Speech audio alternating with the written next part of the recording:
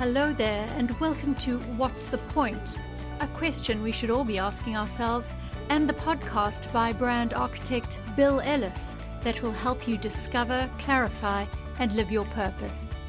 Hi, everybody. Welcome back to yet another episode of What's the Point? And when I started this podcast, I've said that you're going to be able to hear some people that you're familiar with, and that you are definitely going to meet some people that you aren't familiar with, but that you should be. And my guest this week is exactly that type of person. He's a good friend of mine. He's an incredible story. Please welcome Bill Johnson to What's the Point? Thank you, Bill. I'm happy to be here. Well, good. I appreciate you finding the time. And Bill has what is, without a doubt, a very unique story. And one of the reasons I wanted Bill on is because his story and his life is a great example that things happen in life that we have no control over, that we can't anticipate, and it has to, the result of that is how we act, how we react, how we respond, and how we accept what happens. Well, Bill has gone through some things that will give us all lessons on how to do that. Bill, I guess the best thing to do is just get right to what that point is and not try to add any suspense to it. But Okay. if you will, you were working for KPMG and you were in Atlanta July 2nd, 1991. Will you tell us about that day? Yeah, that's correct. Yep. Yeah, my boss, who was partner at KPMG, and we were in the consulting division, and my mentor, a fellow named Tony Lake, he and I had traveled down there to meet with our client at one of the big banks in Atlanta, and we had a consulting engagement underway. And we went down just right before the July 4th holiday to just kind of do a little status update with them, and a little bit of what we consultants do, and just to make sure we're both on the same page. Yeah. So at the end of the meeting, we needed to get to the airport and get home for the 4th of July weekend, and asked his secretary to call us a cab. And Tony and the client said, well, why don't we just walk up to the MARTA station, the subway station, and we can walk together and continue our conversation. So that's what we did. And it was several blocks, and we walked up there, and we got not quite up to the station, and all of a sudden I heard behind me pop, pop, pop, pop, pop, and it sounded to me like firecrackers. Then pop, pop, pop, pop, and then I got hit in the head. And to me, it felt like getting hit with a baseball bat. I went down onto my knees, and my eyes were in really extreme pain, and I fell down and was covering my eyes to block the sun. The sunlight hurt. And what had happened is a guy had walked up behind the three of us for no reason, and the pops I heard were mostly the first shots as he was shooting my client and my friend, my boss. And then I finally got hit. And so that's, it's an exciting life sometimes, Bill, but not to make light of it. But I've said many times I'm very fortunate it wasn't a traumatic experience for me because I had no idea what was happening. I wasn't really threatened, but the end result was, I was blinded immediately.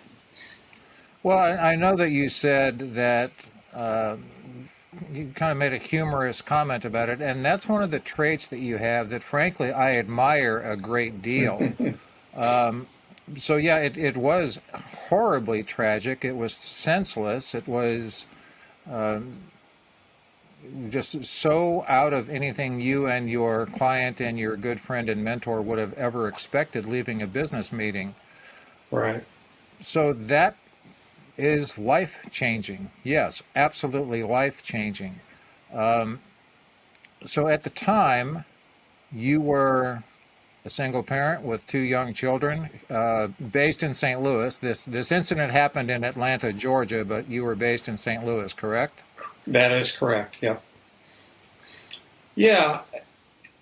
And I was, really at a point in my life when I'd gone through some, the kind of difficult situations maybe most of us go through and can get kind of wrapped up in. But my divorce had been final about 6 months prior to this, and that was a really ugly divorce, a lot of custody type issues, and I felt really threatened by that for a period of 2 years. But as of July, that was behind me. I had gotten to a point in my career after I had an MBA from University of Kansas and had worked a bit at Chrysler Corporation and didn't exactly like that. Ended up taking a job at Southwestern Bell. Mm-hmm. Learning the network business. I got hired out of there. I was a little bored with it after divestiture, which is when the old Bell system broke up. And I got an offer to get involved in consulting at a different firm, Coopers and Lybrand. Mm-hmm. They had a small telecommunications consulting practice, and then which I did for a couple of years, and I enjoyed that business. And then KPMG hired me, and I guess the point of this is that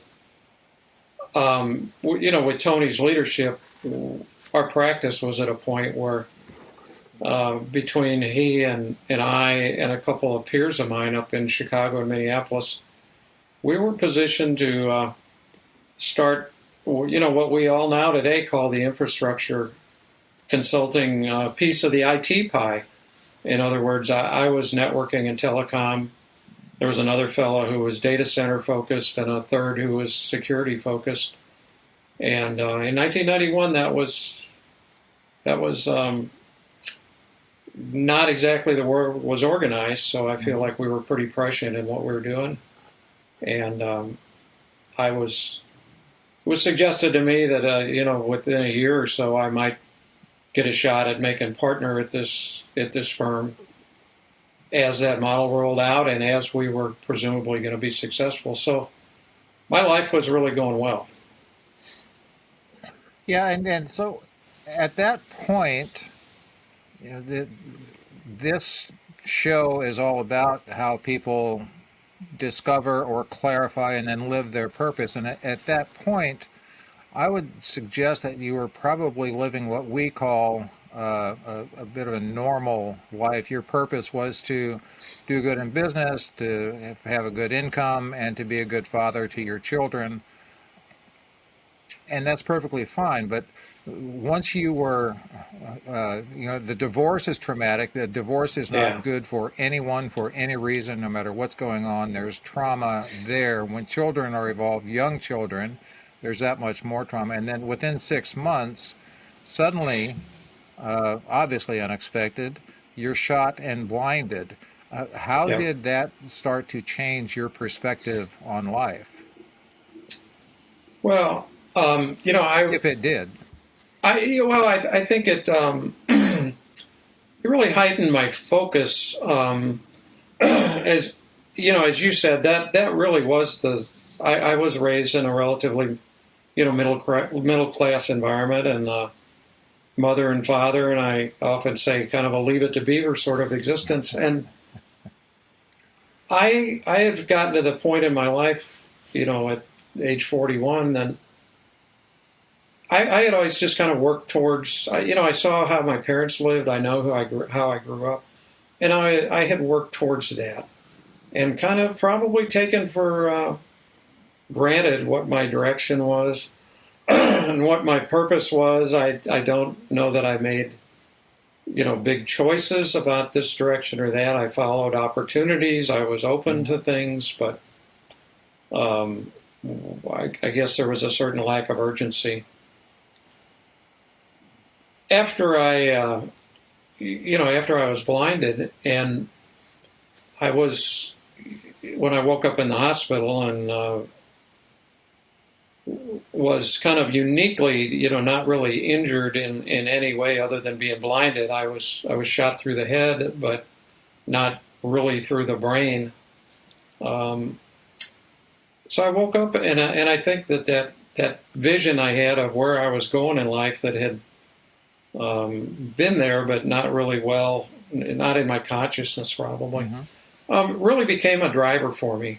And I became, very urgently driven to get back my life the way it was. And that life consisted of, the kids that I had, that I loved and had just, fought for access to and time with and such like that in the divorce.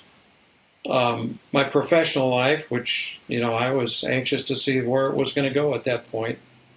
And, in my social life, my personal life, just friends, family, and everybody else. I wanted to get back to normal, so to speak. Yeah.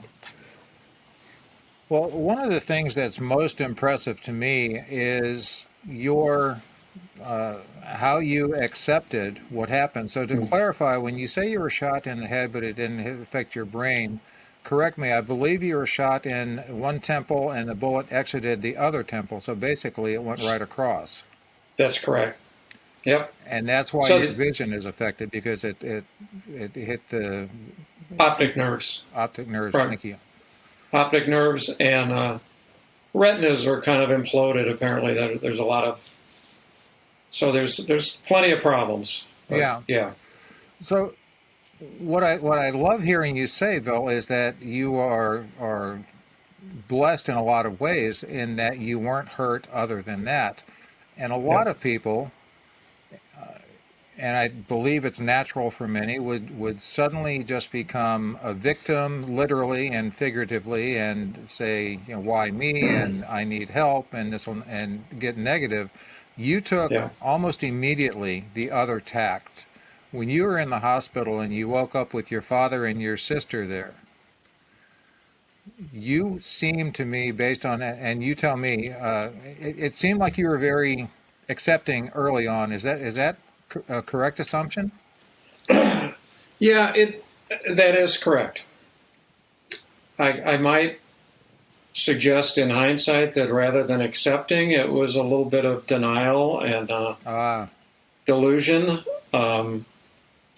Because I in the book that I've written about this, there is a chapter where one afternoon when I was about ready to go home, and the immediacy of that had finally dawned on me, and I can remember sitting in the hospital bed and kind of going, well, this has been kind of fun so far, or kind of an interesting experience, but you know what?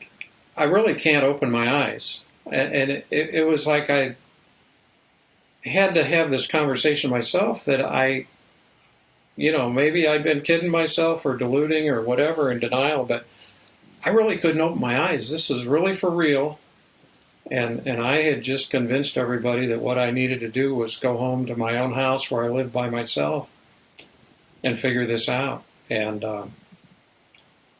that afternoon was a very emotional afternoon, and I don't know how long this took, but I really was kind of freaking out, at least internally, very kind of claustrophobic and very, very emotional afternoon. And then I was overcome with a belief that, and a feeling that somehow it was going to be okay.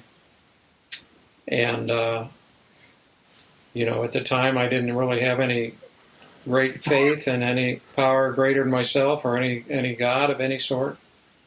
Looking back on it, maybe it was, God doing for me. But one way or another, I don't know if it was spiritual or just what it was, but one way or another, I was kind of struck with the fact that this would all be okay, and at least my agitation and my, that terrible feeling of claustrophobia and whatnot was taken away from me, and I guess I feel like that's when I kind of passed from denial into real acceptance. Okay. Wow, what a powerful story. When you talk about just now, Bill, you talked about realizing that your eyes were closed, meaning sightless, and you wouldn't be able to open them to see. Yeah. There was a very, very, very slight chance that you'd been given that you might one day maybe see again, but essentially you were told this was permanent. There's a chapter in the book, or a part of a chapter in the book, where you talk about an incident that happened when you were in high school with some of your buddies that really set the stage for this. Will you tell us that story? Yeah, we had we went spelunking. We went caving in Missouri here where I live. There's quite a lot of caves around the rivers in southern part of the state. And I had been involved in I think an explorer troop, explorer post, and Boy Scout type thing, Mm-hmm. and had been in a couple of caves with a bunch of guys who none of us really knew what we were doing.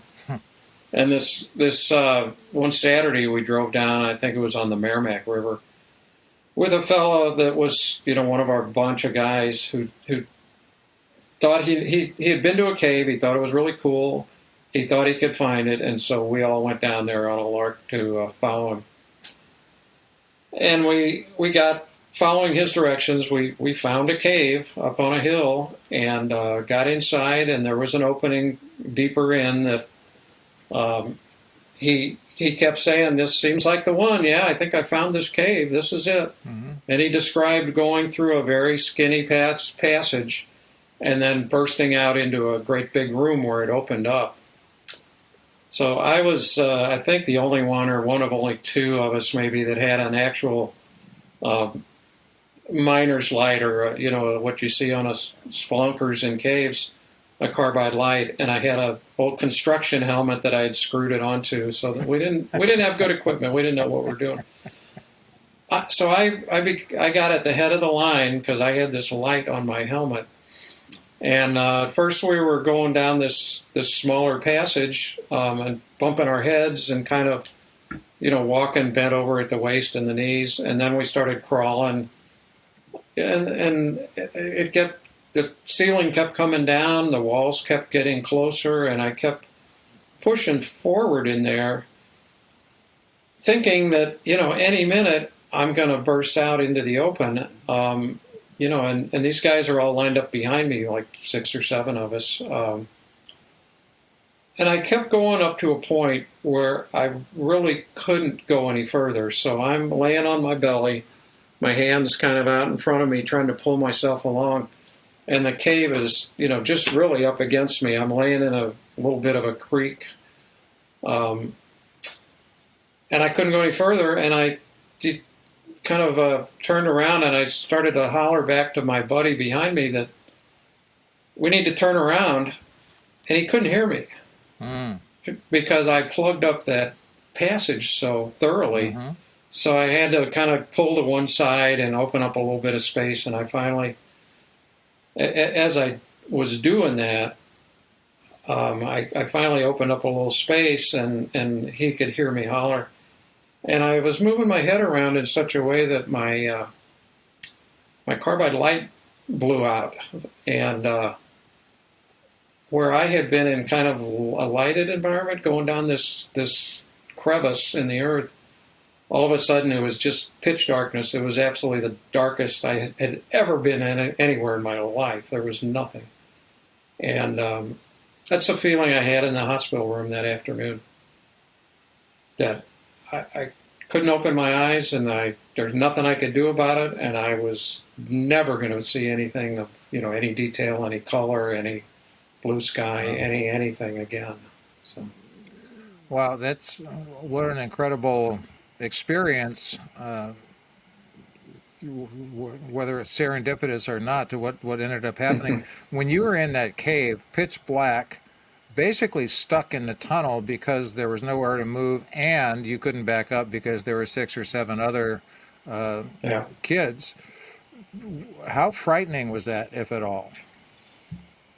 Oh, it was very frightening. And I was picturing, kind of the big view, which is we're, 30, 40 feet down and underground under a hill in this little bitty slice of the earth. And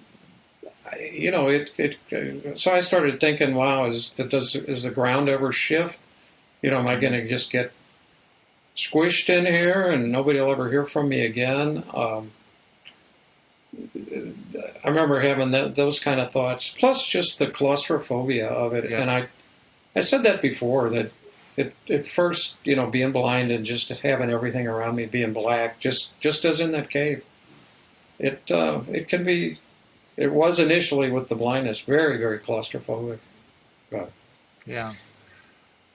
So I'm just curious, I don't want to stay on this story too long, but the parallel is incredible to me. Once you were blinded from the shooting and that memory came back, did it help you? Was it just interesting to you? What kind of an impact did that memory have when it clicked, the similarity? um,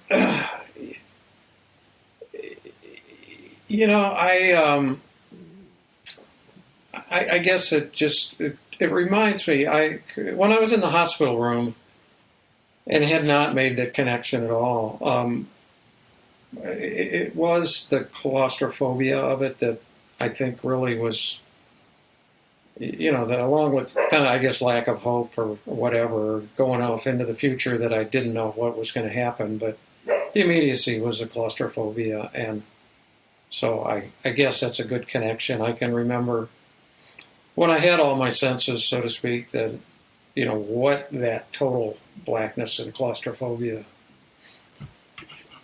felt like. And, in the cave, we finally all backed up and went out and jumped out into the daylight again, and we were all kind of giddy with excitement and that fun. And so, and similarly, I did accept the fact that I was blind, and went on to regain my life. So when you were, thank you for sharing that. When you were still in the hospital in Atlanta, which you were for several weeks before you were transferred back home, when you woke, didn't really have a recollection or true understanding of what happened as far as the tragedy to your client and your work partner. Yeah. That was something that probably, how did that affect you? Finding out about their death. Yeah. Well, it was very emotional. The client was a good friend, but Tony was not only had become a good friend. I mean, he had hired me, and he was at that point in my life the kind of the greatest mentor I had, and certainly in that profession I was in at the time. But he was a good man. He was a very good man. He was also the father of triplets, and his wife was pregnant with their fourth child. It would be at the time. So it was a very tragic story. I think when I was in Atlanta, I was pretty medicated for that first. I guess it was roughly a week in the hospital in Atlanta. And I was dozing off a lot and not completely with it all the time, which I think was probably good. But I did start crying. It was a doctor who had told me about what had happened to these other guys, and I can remember sitting in the hospital bed just kind of starting to sob over just the tragedy of it, and the pointlessness and the two good lives lost. Yeah. So that had to have been difficult.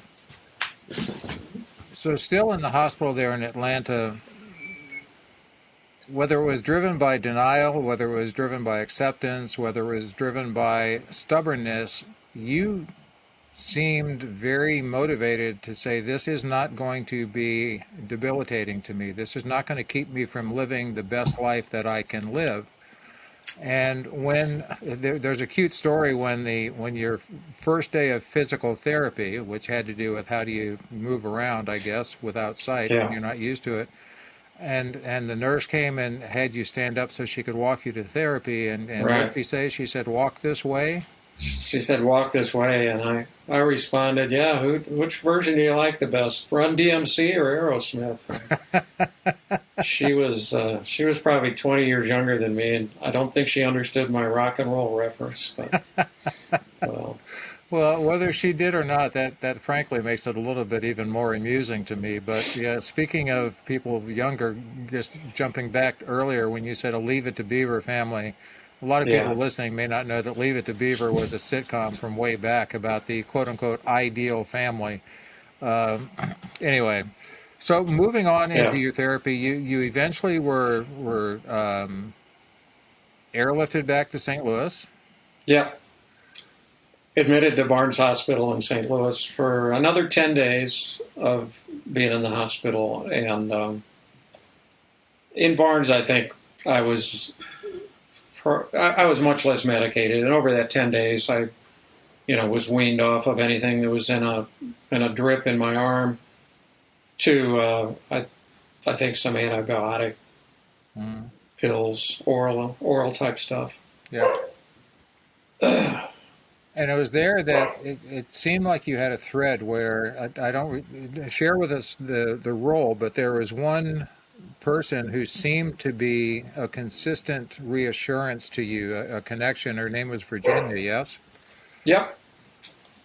Yeah, there was a I think I don't remember her exact physician's assistant or some such title, nurse assistant to the neurosurgery department, which is where I was admitted under neurosurgery. And she came around the first morning I was there, um, doing rounds, so to speak. They didn't have lots of residents at the time, and banged on the door, and I'm laying in the bed, and I hear knock knock on the door, and I had gotten in the habit of just saying, "Who is it?" And she says, "This is Virginia from the Department of Neurosurgery." And yeah, my response was, "Oh, Virginia, is it true there really is a Santa Claus?" And she said, which people may not understand, that's a reference to an old movie, an old Christmas story movie. And she said, "Well, there really is if you want there to be." And so she came in and said she had been the one who took the call from Emory University Hospital, and had dealt with my getting admitted, and came up to check and see how I was doing and anything I needed, and blah blah blah. And she did come by, maybe not daily, but she was a person that I could talk to. She was always honest with me, not necessarily overly optimistic, or she was, I'd say, more direct than many of the doctors about whether I would ever see again. Mm-hmm. And I appreciated that. I wasn't, well, I appreciated the fact that I could trust her to give me an honest opinion. Yeah, that brings up another thing that you came to grips with relatively early, and it has to do with how you would want to be and chose to be referred, your quote unquote condition. Uh, Tell me how that whole thing came about. Yeah. Well, I noticed from the very beginning that when the doctors would be, explaining what had happened to me and or what my prospects were, they would. It was always a kind of a difficult thing to make reference to of my changed situation might resolve, or they just were having a hard time, not only just saying anything about sight directly, but certainly not using the word blind. It was they were just kind of beating around the bush and making reference to maybe if your brain stops, the swelling goes down, maybe there's some chance you'll see again, and this and that. But it was, and I could tell they were uncomfortable, and I was uncomfortable as well. And then as I got back to St. Louis, and friends of mine were visiting, they were kind of in the same quandary of what to call it. Now that you're going to have limited vision or whatever, and people didn't know what to say, so I would start interrupting people and just say, "No, I'm blind." and that felt right to me. I'm not low vision. I'm not partially sighted. I'm not other whatever politically correct type term. But yeah, I felt blind. I felt like blind was the right term, and it felt harsh even to me at the time, and I know that's why it was hard coming out of people's mouths. But I'm become very comfortable with it, and I think everybody around me has become very comfortable.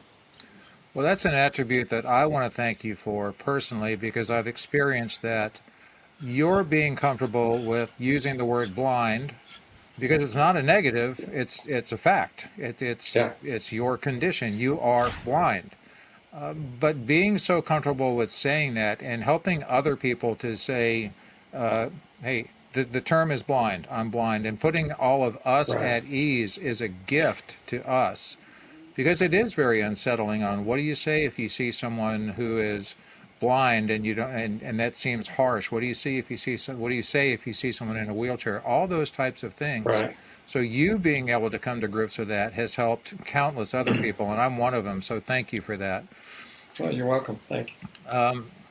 So when we first met, Bill and I met through some mutual friends several years ago, and it was pretty obvious to me straight away that Bill was blind, because he was walking with a cane to get into this little area that we were, and that's when I was introduced to you, and we spoke briefly, and you said, yes, I'm blind, and it just put me at ease. But let me move on to when you finally got home, back to your house, to your home. Yeah. It was literally like being home, right? How was that experience? I loved it. My parents drove me home from the hospital, and they came inside with me. And I had, 3 weeks ago, I had left this house where I had a life, and all the events that took place. The physical therapy or occupational therapy people had brought me there one time for about an hour so that I could demonstrate to them that I could maneuver around in my house without getting lost or without hurting myself or falling down the stairs or whatever. But other than that, yeah, I got home and I could feel the car bump up into the driveway. It was a very comfortable feeling, and I was able to get out of the car my dad was driving and feel some hedges that were right by my driveway, and then there were some steps up to the house, and feel my way up to the house and get my key in the door, feeling which side is the rough side of the key, and get the key in the door and make it into the house and walk around. And it was exhilarating. It was, an accomplishment, and it was kind of, I was joyful that, I felt like I'd really accomplished something. I was back in familiar surroundings, and I kind of went around. I went around the house, kind of feeling where things were, lamps and television, and I had a fish tank, which was not in very good shape anymore, but of course not. yeah, and other things, and just kind of oriented myself to that space. And I had not been trained to do that yet in any way, but it was just so it seemed natural to me to just kind of get a layout of where things were, so that as I moved around in the space, I could be somewhat comfortable that things were where I expected them to be, and not in my path. Yeah. It's really interesting how we get familiar with things and we're not necessarily aware of how familiar we become. So after reading that part of your story, it occurred to me that while certainly not blind and certainly not total blackness, there are times at night when I'll leave the bedroom to go to the kitchen to get another glass of water, and I don't ever turn a light on because I'm familiar with things. So that suddenly it made sense to me, and the fact that you felt at home touched my heart, Yeah. really touched my heart. From there, your career had kind of started in Arkansas, but you went back to Arkansas now for therapy at Lions World. I did. Yeah, everybody's probably familiar with the fact that blindness is a big charitable arm of the Lions clubs, I think, around the country. And this was a facility that the state of Missouri happened to have a contract with that was a blind, basically occupational therapy place, and that seemed to be appropriate for me. It was during that time at home that I became so frustrated with, I didn't have a cane, I had no skills, I couldn't take notes, being blind in the real world and trying to just live my life became very frustrating. And I think probably during that time got really focused, my purpose, my drive, my goals, became very front and center to kind of reestablish my life with my kids, which had been interrupted somewhat by all this. Safety, I guess, being a concern. My kids were, I think, 4 and 6 at the time. So that, getting back to work and just getting back my life in general, yeah, I became very, very focused on how to do that and very anxious or impatient about getting going with it. So, Lions World in Arkansas is where the state of Missouri recommended, and we checked it out, and it was a very appropriate place. So good. So what I'm hearing, and I'm going to throw this out there, and if I'm off base, certainly tell me. Yeah. But it sounds like about this time in your journey through blindness, you started to really refocus and understand what your purpose was and what it was going to be. And it strikes me as similar yet different to what your purpose was prior to the shooting. Prior to the shooting, your purpose was, I'm going to do the best I can in my work life. I'm going to be the best father I can be. I'm going to love my children and enjoy life. Try to get along with my marriage, even though it didn't work. And now your focus has become, I'm going to do the best I can in my life. The circumstances were totally different, but it was still a drive. What was driving you, my takeaway, is you were going to live the life you chose as best you could. Is that parallel realistic? Oh, absolutely. And it's certainly a matter of degree. I had, had some success in my life and some ups and downs like we all do. And, my life was at a point where it was before I got shot. And I had always been careful, cared about my clients. I cared about the quality of the work I did. I, cared about lots of things, but I wasn't really as driven. I was just kind of leading out the life that I think I had seen when I grew up, and in a kind of an unfocused way. Just that was the direction in my life. Yeah, after I got shot, everything got challenged, and I the whole custody, that part got opened up. In fact, got reopened.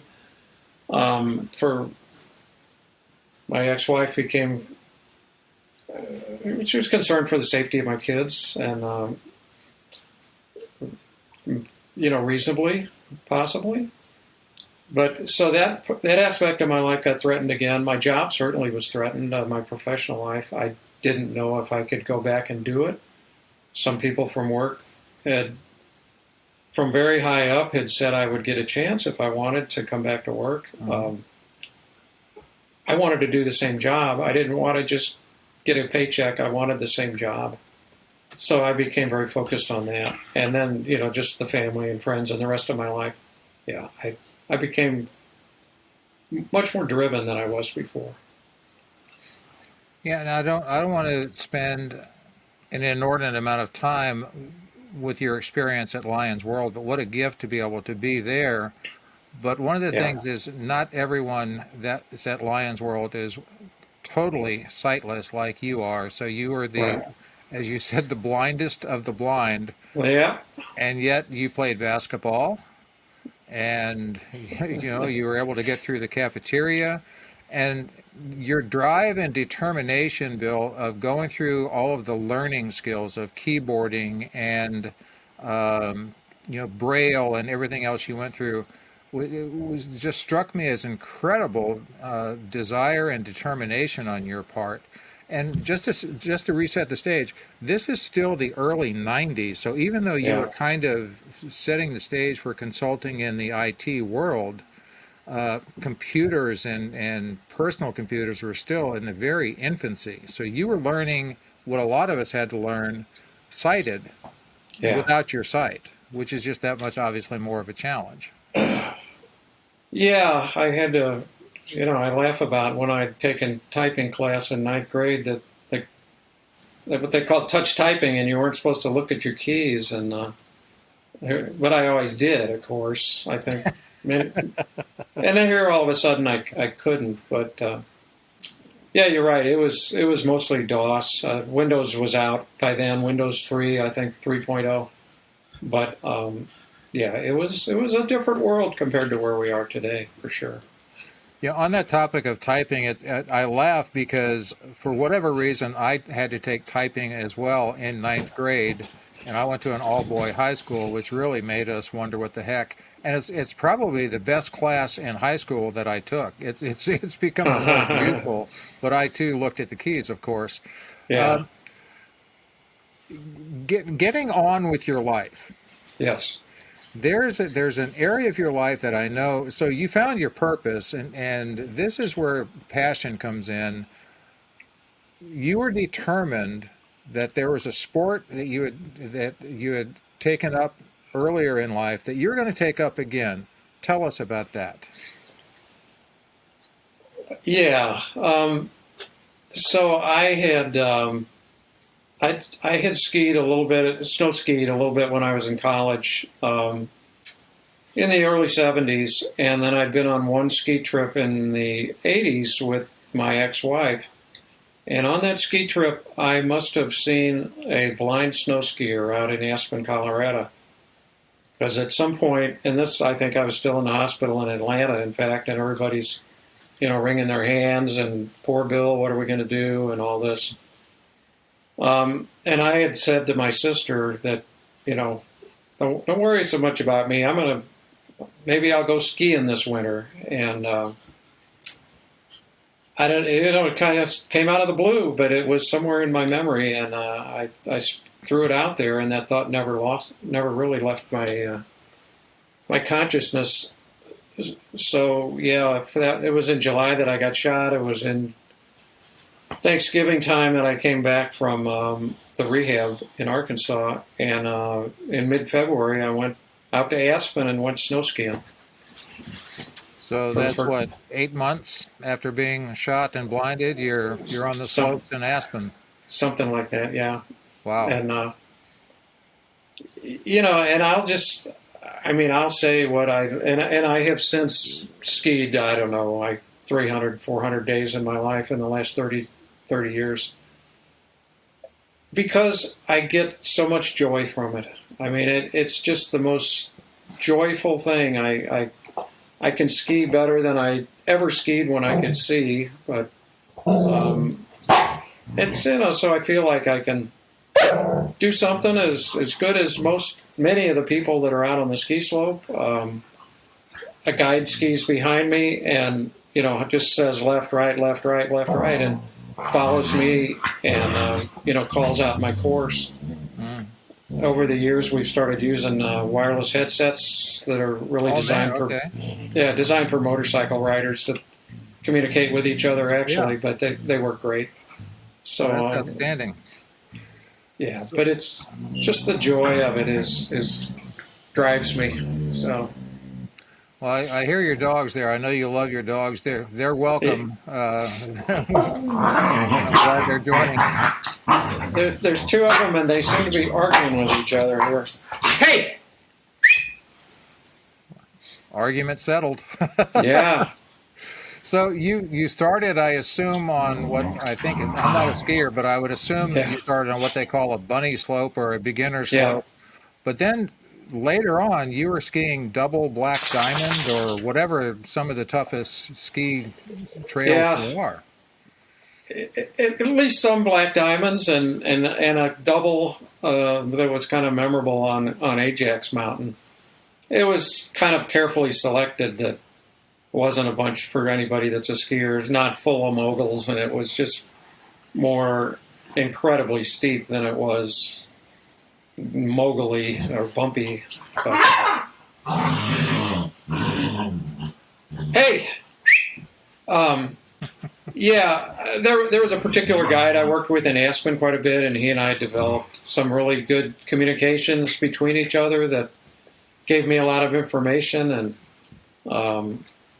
it was a blast. I could, and still do, just as long as I can keep my speed down and stay under control, and not get too involved in moguls, which are very inconsistent size and placement, and can kind of mess me up. It's just a blast. Yeah.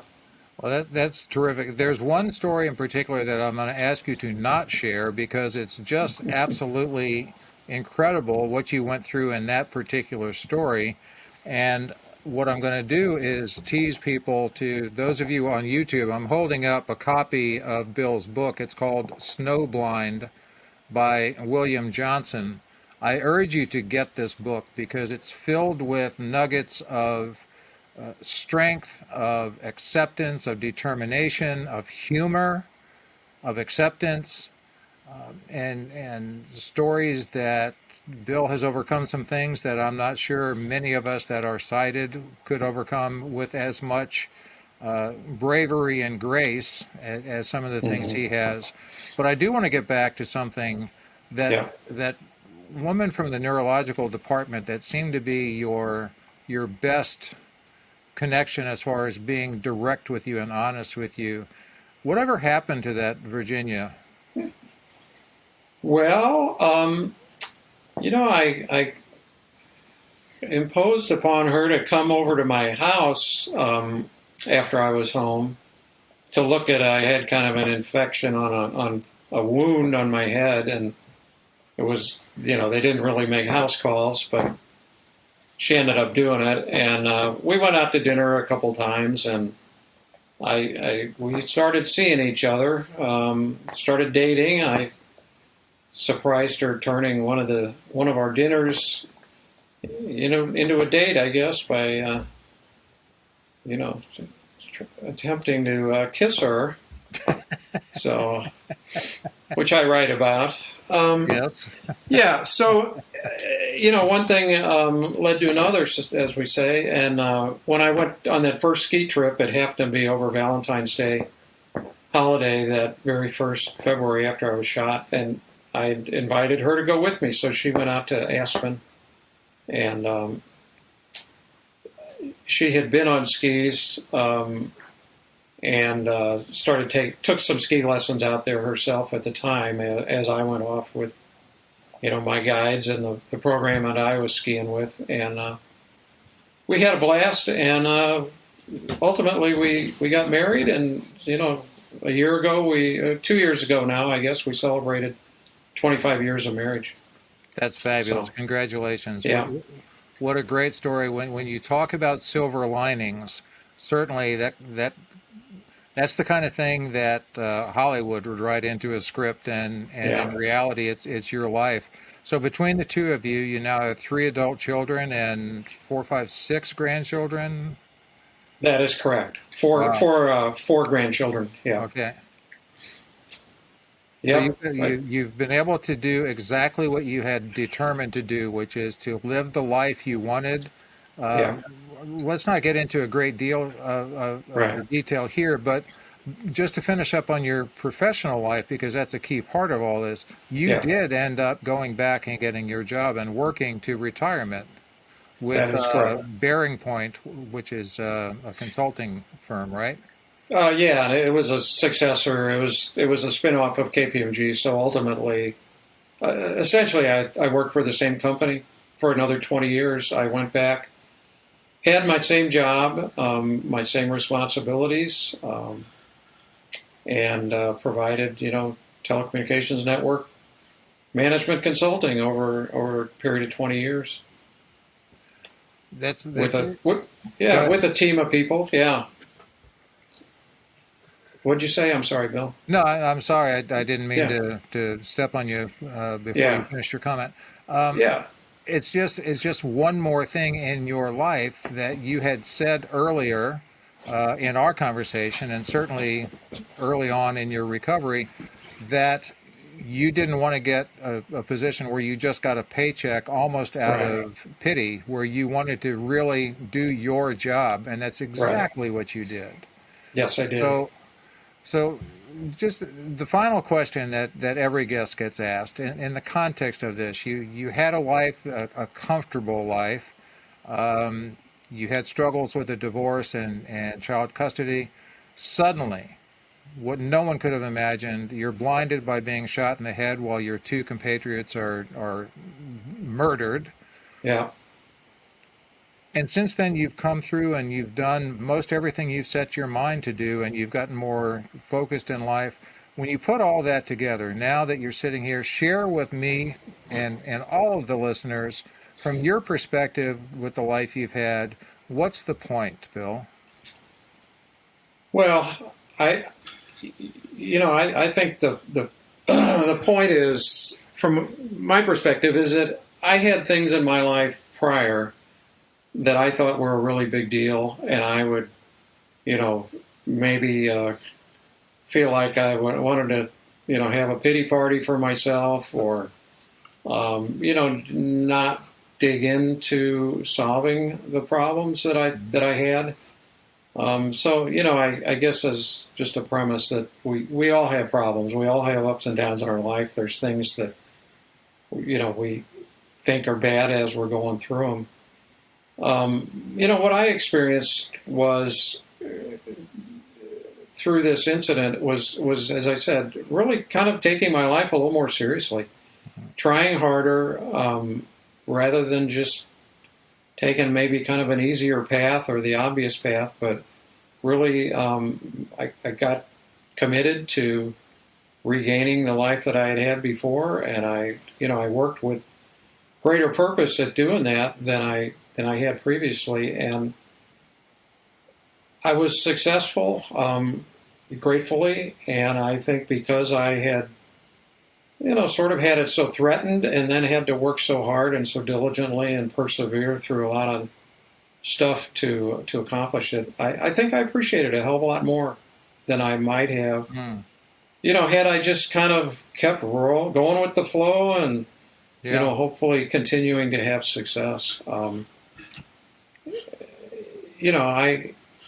I really do sometimes, and I mean, writing this book caused me to reflect and to go back and relive some of this and recognize some of the, discouragement that some people put at me at certain times about whether I was going to be able to do what I wanted to do and what I ultimately did. So I think I appreciate it more, and I would encourage anybody to, get off the pity pot and figure out, maybe take inventory, figure out what the pros and cons are, what your pluses and minuses are, and if there's something that's holding you up or challenging you, get to work on it and do what you can do. Powerful message. I appreciate that. Regular listeners know that I always talk about finding our purpose because that ignites passion, and we continue and evolve that through persistence. But in your case, Bill, I'm thinking I need to add a fourth P to that purpose principle, and that's perception, because you were able to have you changed your perception of what life would be. You look at it differently. And at the end of the day, what we can change isn't all that much. What we can address isn't all that much, but it's our actions, our reactions, and our attitude. And your reaction was, I'm not going to be held down. Your action was, Right. get out of the way, I'm coming through.